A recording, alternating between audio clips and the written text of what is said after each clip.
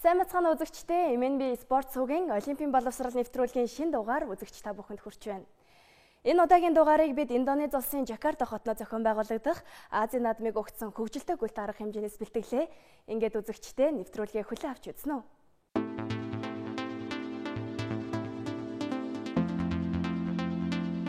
Азийн зуны спортын наадам 4 жилд нэг удаа зохион байгуулагддаг уламжлалтай. 2018 онд Азийн зуны спортын 18 дахь наадам Индонез улсад болно. Энэ наадмыг өгтөж Азийн олимпийн зөвлөл болон Азийн зуны спортын наадмын зохион байгуулах хорооноос сурталчилгааны олон ажил явуулж байгаа илээ. Тухайлбал Азийн наадмыг сурталчлах олон нийтийн гүйлт Улаанбаатар хотноо боллоо. Өнгөрсөн ямгарагт болсон олон нийтийн гүйлт хэвлэлийн баг хурлаар эхэлсэн юм а. Монголын үндэсний олимпийн хорооны хурлын танхимд болсон хэвлэлийн баг хурал Азийн олимпийн зөвлөлийн ерөнхийлөгчийн ажлын албаны дарга Тракман Весам, Азийн олимпийн зөвлөлийн хэвлэл мэдээллийн албаны төлөөлөгч Жинс Жовжан, Азийн олимпийн зөвлөлийн гадаад харилцааны албаны олон улсын харилцааны менежер Элина Христова Чакарова, мөн Жакарта 2018 Азийн зуны спортын наадмын зохион байгуулах хорооны хэвлэлийн төлөөлөгч Анида Уландари, зохион байгуулах хорооны менежер Ливейн Октария, мөн Монголын үндэсний олимпийн хорооны ерөнхий нарийн бичгийн дарга Хөдөлмөрийн Баатар Тэмэрчин Батрууг нар оролцож Азийн зуны спортын наадам болон уг наадмыг өгсөн фанран буюу хөгжилтэй гүйлт тэмцээний талаар мэдээлэл өглөө.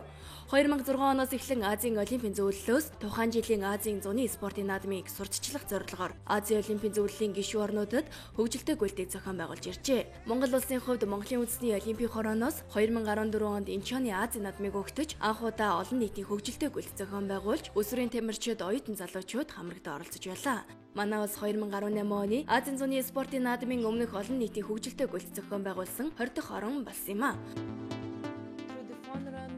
Азийн наадмын зохион байгуулагч байгаа гэдгийг бас хүүхд залуучуудад мэдүүлэх, олон нийтэд түгээн дэлгэрүүлэх, түүнээс гадна Олимпийн хөдөлгөөний үнэт зүйлсүүдийг, Олимпийн хөдөлгөөний зарчмуудыг бас залуучуудад, ялангуяа залуу үеийнхэн түгээн дэлгэрүүлж тэдэнд бас дараагийн Азийн наадамд оролцох боломж байгаа шүү гэдэг итгэл хүслийг бас бадраах нь бидний гол зорилгоо.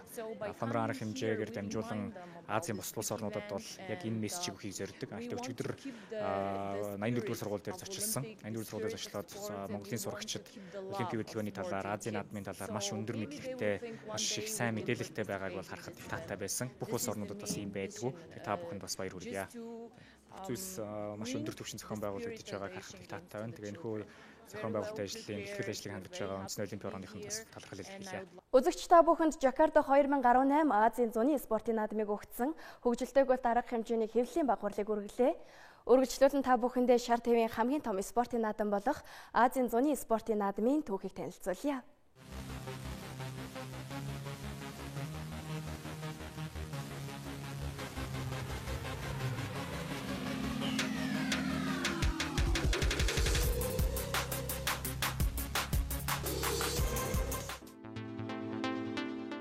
Азийн олимпийн зөвлөлөөс зохион байгуулдаг ТV спортын хамгийн том үйл явдал болох Азийн зуны спортын наадам 1951 оноос эхлэн зохиогджээ. 1951 он энэ этгээгийн Шиндээлийн хот Азийн зуны спортын анх дугаар наадам. Энэ наадамд Аз ТV-ийн 11 орны 489 тамирчин спортын 6 төрлөөр өрсөлдөж байсан түүхтэй. 1951 оны 3 дугаар сарын 4-өөс 14-ний өдрүүдэд Азийн зуны спортын анх дугаар наадам үргэлжилсэн бол дахин 31 жилийн дараа буюу 1982 онд Дели хотно Азийн зуны спортын 9 дугаар наадам зохиогджээ. 1982 оны 1 сарын 19-ноос 12 сарын 4-ний өдрүүдэд үргэлжилсэн Азийн наадамд 33 орны 3411 тамирчин 20 төрлөөр өрсөлдөжээ.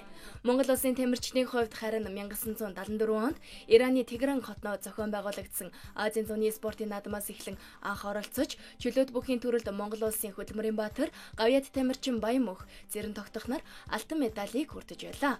Түүний дараагаар 1978 онд Таиландын Бангкок хотноо олсон Азийн зуны спортын наадмаас Монгол улсын Хөдөлмөрийн Баатар, Гавьяат тамирчин Ойдов, 1982 онд Шинэ Дээлид болсон Азийн зуны спортын наадмаас Монгол улсын Гавьяат тамирчин Болд, Монгол улсын Гавьяат тамирчин, Монгол улсын Гавьяат дасгалжуулагч Төвчин нар Азийн наадамд аваргалж байсан юм а. 17 дахь удаагийн Азийн зуны спортын наадмын түүхэнд энэ этгэг улс инхүү 2 удаа шар твийн олимпийн наадмыг зохион байгуулсан бол Таиланд улс хамгийн олон удаа 1966, 1970, 1978, 1998 онуудад зохион байгуулжээ.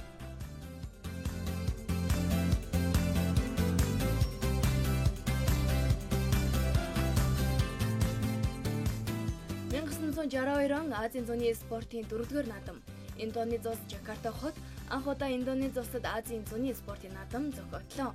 1962 оны 8-р сарын 24-өөс 9-р сарын 4-ний өдрүүдэд болсон 4-р наадамд 17 орны 1460 тамирчин 14 спортын төрлөөр өрсөлдөж байна. Азийн зуны спортын 18-р наадам энэ оны 8-р сарын 18-наас 9-р сарын 2-ны өдрүүдэд Индонези улсын Жакарта болон Балембанг хотуудад болно. Уг наадамд Аз ТV-ийн 45 орны 10,000 гаруй тамирчид спортын 40 төрлөөр өрсөлдөхөөс Монголын тамирчид 30 гаруй спортын төрлөөр оролцохоор бэлтгээд байна. Жакарта 2018 зуны спортын наадам хамгийн олон тамирчид оролцож, хамгийн өндөр өртгөөр зохиогдож байгаа гэдгээрээ онцлогтой юм а.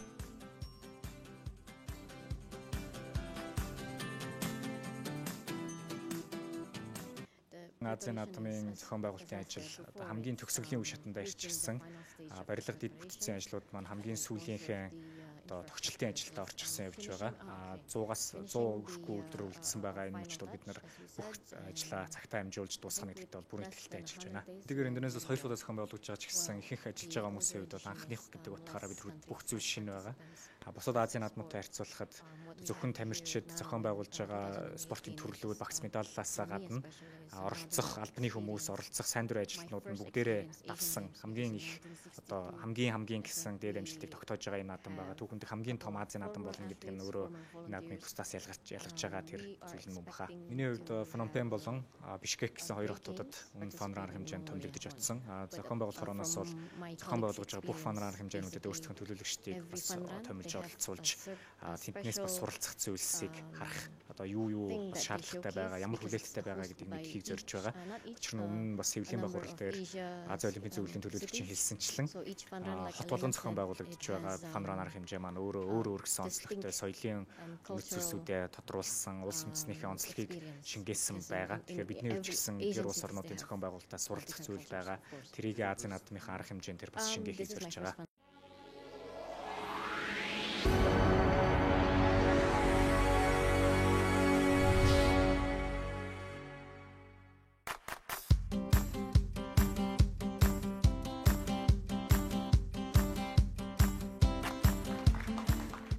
Жакарта 2018 Азийн зуны спортын наадмын гол сурчилгаа болсон Fun Run буюу хөгжилтэй гүйлт хэвлэлийн баг хурлын дараа үндэсний цэцэрлэгт хүрээлэнд боллоо.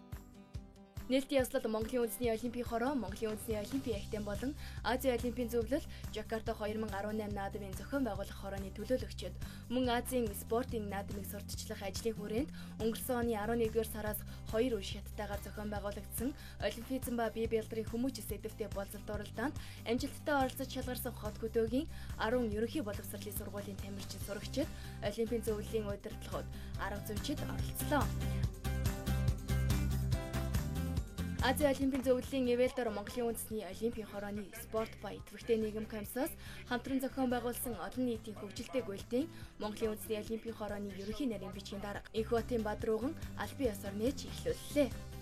Мөн Азийн олимпийн зөвлөлийн ерөнхийлөгчийн албаны төлөөлөгч Дракман Уйсам, Азийн олимпийн зөвлөлийн гадаад харилцааны албаны олон улсын харилцааны менежер Елена Христова Чекарова, Азийн олимпийн зөвлөлийн хэвлэл мэдээллийн албаны төлөөлөгч Жинсжоу Жаннар баяр хүрэн үг хэлж, Азийн олимпийн зөвлөлийн дурсгалын зөвлөл Жакарта 2018 Азийн наадмын зохион байгуулах хорооны менежер Ливен Октария тус хорооны бэлэгдэд сахиусыг Монголын үндэсний олимпийн хороод гардуулан өглөө.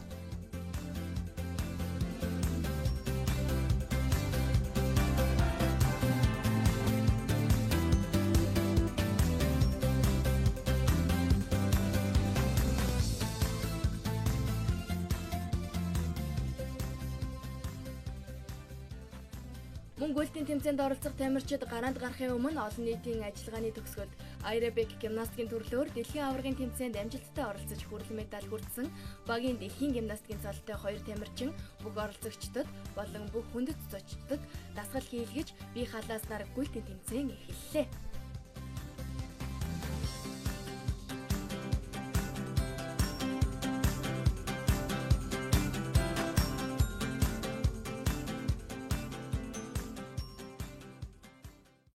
Үндэсний олимпиар Азийн олимпийн зөвлөлтөй хамтраад Fun Run гэдэг энэ үндэсний цэцэрлэг төрөл нь гүйлтийн тэмцээн зохион байгуулж байгаа. За энэ тэмцээн бол ер нь нийт хотын сургуулиудаас 300 гаруй хүүхдүүд бол энэ тэмцээнд оролцож байгаа.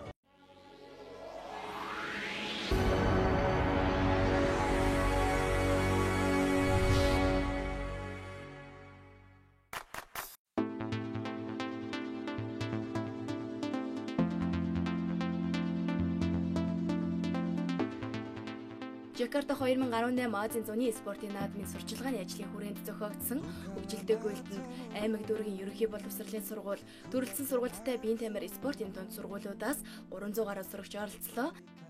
Манай улс 2018 оны Азийн зуны спортын наадмын өмнөх олон нийтийн хөгжилтэй гүйлт зохион байгуулсан 20 дахь орн боллоо.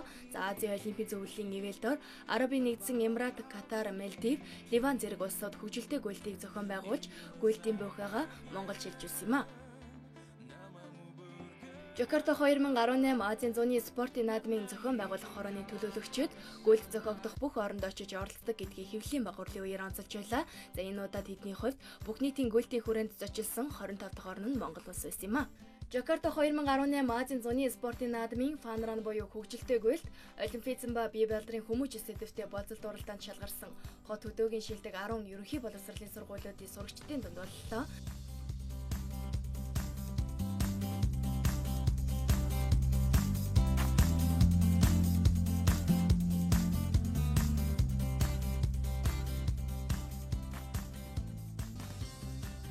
Уралдааны эхний гараа олон нийтийн гүйлтэнд үндэсний биеийн тамирын дээд сургуулийн лицей сургууль, авраг ахлах сургууль, төрөлцсөн сургуульттай биеийн тамир спортын дунд сургуулийн 200 орчим сурагчид хамрагдаа оролцлоо. Уралдаанд оролцогч хөгүүд 2 км, охид 1 км замд хурдаас сорж уралдлаа. Энэ уралдаанд охидын төрөлцсөн сургуульттай биеийн тамир спортын дунд сургуулийн 10В ангийн сурагч ууган заяа төрүүлж тэргүүн баригдсан бол тус сургуулийн 10В ангийн сурагч Алтан туяа 2 дугаар байр, 8В ангийн сурагч Цэлмэн 3 дугаар байр эзэллээ. Мөн тус сургуулийн 8В ангийн сурагч Цэнгэлбаяр, 8В ангийн сурагч Ундармаа нар 4-5 дугаар байр шалгарчээ. Харин төрөлцсөн сургуульттай биеийн тамир спортын дунд сургуулийн 10В ангийн сурагч Сэрчмаад, Сэлэнгэ аймгийн биеийн тамирын спортын дунд сургуулийн сурагч Ануудар, оюуны ирээдүйн сургуулийн сурагч Дулам Хорлоо, төрөлцсөн сургуульттай биеийн тамир спортын дунд сургуулийн сурагч Ринцэн Жүгдэр, Совд Эрдэн Инхүүл, Ринцэн хаанд Адья суран Марл нар 6-аас 14 дугаар байр эзэллээ. Хүүгүүдээс төрөлцсөн сургуульттай биеийн тамир спортын дунд сургуулийн сурагч Анар Төрүүлж, Төгс Баяр Итгэл төгснөр 2-3 дугаар байр эзэлсэн бол тус сургуулийн сурагч Баяр Сайхан Инх Баяр нар 4-5 дугаар байрт хурдллаа. Мөн төрөлцсөн сургуульттай биеийн тамир спортын дунд сургуулийн сурагч Төвшин Баяр, авраг алхах сургуулийн сурагч Хурц Од, төрөлцсөн сургуульттай биеийн тамир спортын дунд сургуулийн сурагч Мөнх Баяр, авраг ахлах сургуулийн сурагч Өсөх Баяр, Норбил Сүрэн, мөн төрөлцсөн сургуульттай биеийн тамир спортын дунд сургуулийн сурагч Төвшин Жаргал, Бот Хуяг, Инх Амгалан, Хаш Зориг нар 6-аас 14 дугаар байрт шалгарсан амжилт үзүүллээ. Тэднийг өргөмжлөлөөр чагнаж эхний 3 байрт орсон тамирчдад нэмж гарын бэлэг гардалсан юм а. Цэлээ бол өндөр байна. Би бокс хичээлээ. Боксоор 3 жил хичээлж байна. Олимпийн гараараар 2017 онд мөнгө авсан. Тэгээ сая 2016 онд мөнгө аваад 2017 онд алт авсан.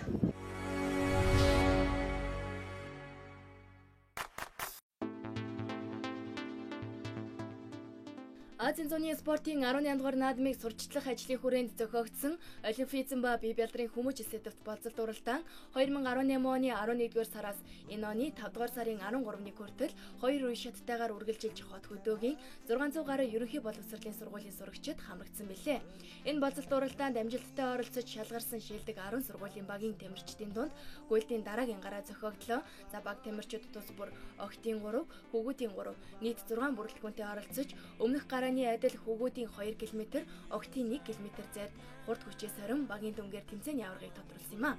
Харин Олимпизм ба бие балдрын хүмүүжил сэдвт болцолт уралдаанд шилдэг 10 шалгарсан ерөнхий боловсролын сурагчдын багуудаас Төв аймгийн 100 мод сумын Эрдэнэ цэцэг захиралтай, Очир дээр дасгалжуулагчтай Хүмүүн зохицуулбар сургуулийн баг тамирчид тэргүүлж, олон улсын орлоо нэгдсэн дамбрах эрхийн бичгээр шагнуулж, алтан медаль эзэд боллоо. 2 дугаараар Дөмнөговь аймгийн Далан задгад сумын Баян-Мөнх захиралтай Хадбаатар дасгалжуулагчтай, төрөлцсөн сургуульттай биеийн тамир спортын 7 дугаар дунд сургуулийн баг тамирчид, 3 дугаараар Орхон аймгийн Баян Өндөр сумын Саян 8 дасгалжуулагчтай, ерөнхий боловсролын 5 дугаар сургуулийн баг тамирчид шалгарснаар энэ гүйлт амжилттай өндөрлөлөө.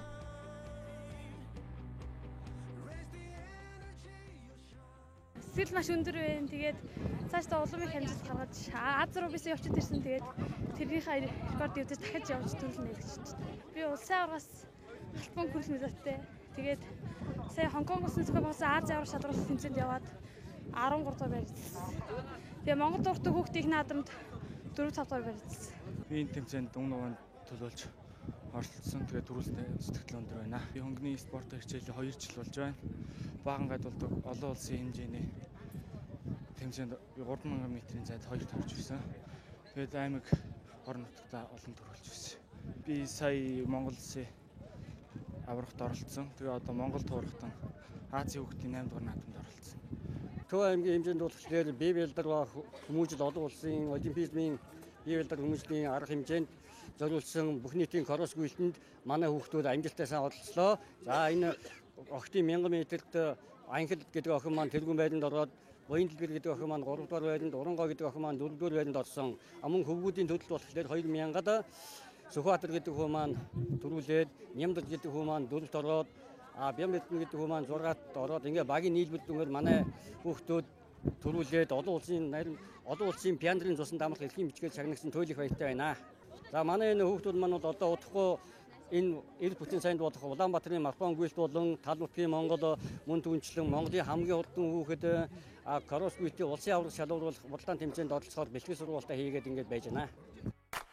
За Өмнөгов аймгаас манай 10 дугаар ангийн сурагчид маань 3 эрэгтэй 3 эмэгтэй тамирчид маань ирсэн.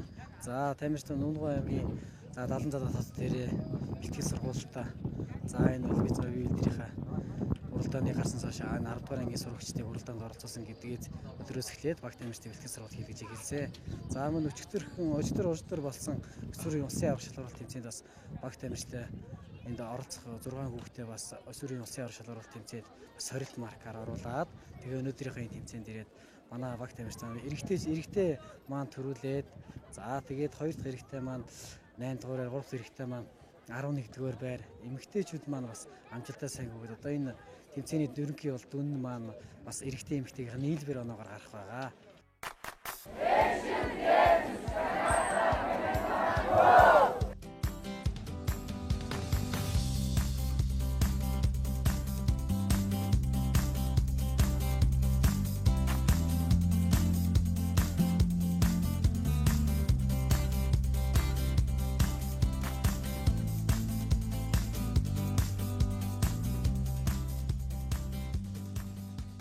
Үзэгчтэй бүхэнд Олимпийн боловсрол нэвтрүүлгийн шинэ дугаарыг хүргэлээ.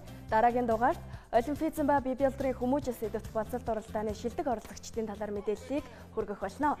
Ингээд үзэгчтэй эх 7 хоногт уулзтлаа. Түр баяртай.